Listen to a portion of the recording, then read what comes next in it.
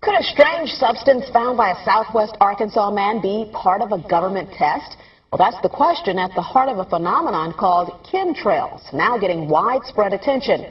Well, tonight, KSLA News 12 investigation reporter Jeff Farrell shows us the results of testing we had done about what's in our skies. It seemed like some mornings it was just crisscrossing the whole sky, and it was just like a giant checkerboard. Bill Nichols snapped several photos of the strange clouds from his home in Stamps, Arkansas. They begin as normal contrails from a jet engine, but do not fade away like a normal contrail. Soon after, he saw particles in the air. You know, because we'd see it drop to the ground in a haze. Nichols then noticed the material collecting on the ground. This is water and stuff that I collected in bowls. I had it set out in my backyard on my dad's pickup truck. KSLA News 12 had the sample tested at a lab. The results? A high level of barium, 6.8 parts per million, more than 3 times the toxic level set by the EPA. Armed with these lab results about the high levels of barium found in our sample, we decided to contact the Louisiana Department of Environmental Quality.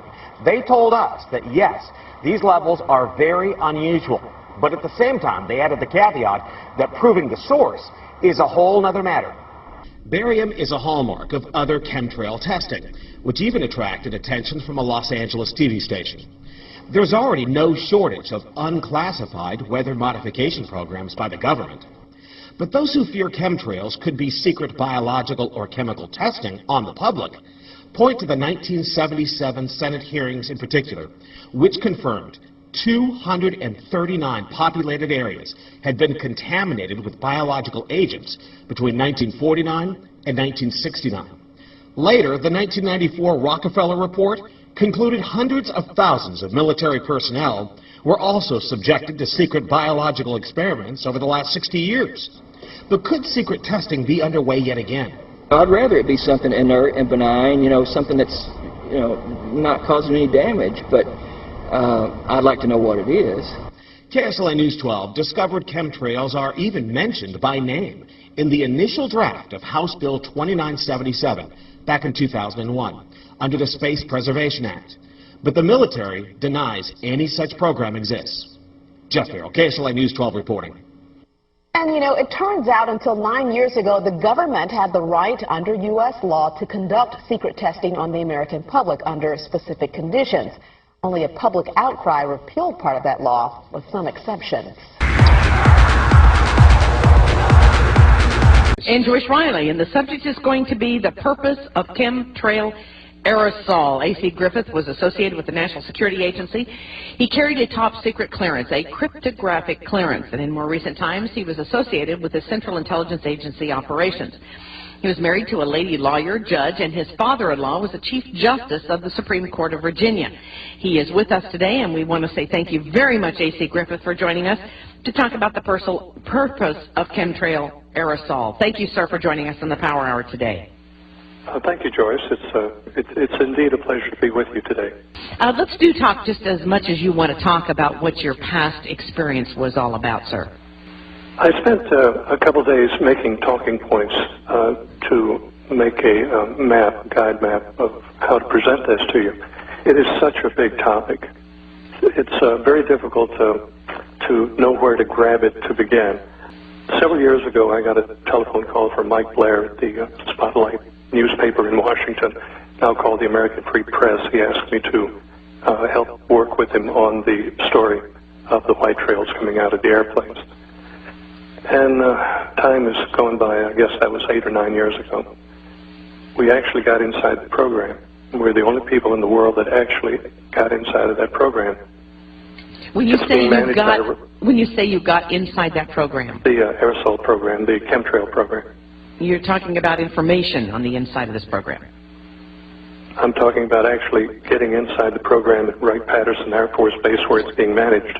Wow. And we actually got into some of the people that were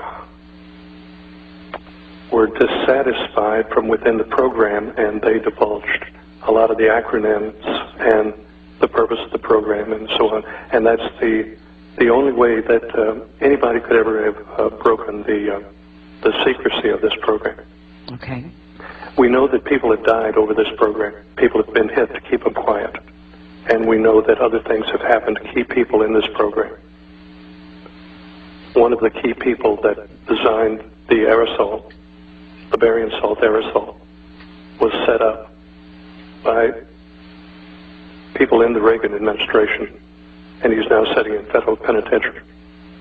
They still go to him to ask him questions, but yet he is in the prison.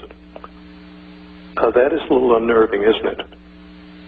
Yes, it is, absolutely. That the man that designed the barium salt aerosol is sitting in a prison. The white trail is not coming out of the engines, it's coming out of aerosol units on the aircraft.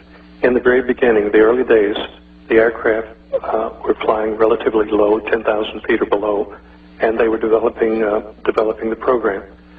They were mostly contract aircraft, mostly CIA aircraft.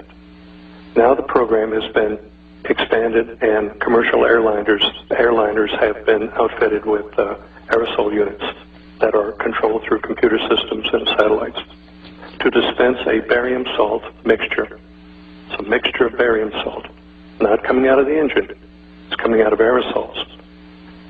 And we have checked on information. We do confirm that the name of the project is Project Cloverleaf in the aircraft industry. It is very secretive. It is the most secretive thing I have ever encountered. People have died over this, talking about it.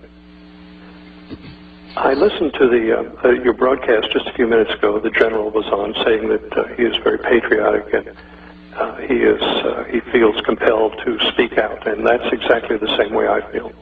I am very patriotic. I was born before the Second World War. I'm an old guy, and I come from that generation and that mindset. This is my country, and I see my country being dissolved. My country is being destroyed right in front of my eyes, and the people are being hurt, and that's why I consented to be on your radio program today. I know you will remember that you've asked me many times to do this, and I've been very reluctant, but it's time. It's time to speak out and go public with these things. Well, that is correct. I have asked AC to be on this program many, many times, and you do this, I think, with a considerable amount of risk to your own life, do you not? Yes, that's right. So there are people who have lost their lives, people who are now in prison as a result of divulging this information. The problem with chemtrails is that when we attempt to geoengineer and interfere with complex, interrelated atmospheric processes, we are in for unintended consequences on a major scale. About a conspiracy called chemtrails. These are literally crimes against humanity. Nature and humanity. Over Skype, I spoke with chemtrail researcher Michael Murphy at his home in California. He produced a documentary about the so-called chemtrail cover-up. He believes there are chemicals in these trails, including aluminum, that are making us sick. We've seen aluminum-related illness go through the roof. Murphy says tests show high levels of these chemicals in our rain and soil. So we're seeing a major increase in these chemicals, but how do we know they are coming from planes? We looked into any other source and we couldn't find one. So how can you tell the difference between chemtrails and typical plane contrails? A contrail dissipates and evaporates pretty quickly.